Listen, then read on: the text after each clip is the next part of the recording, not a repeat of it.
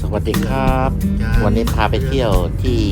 เราจะไปใส่ไหนหรือเปล่าบ้านเรือใส่หน้าของบ้านเรือนนะอำเภอภูเวียงจังหวัดขอนแก่นในช่วงเทศกาลสงกรานต์นะครับเดี๋ยวพาไปชมความงามที่เขาประดับประดาในช่วงเทศกาลสงกรานต์สวยๆงามเดี๋ยวเราไปชมกันเลยนะครับดอกเหลืองอาราม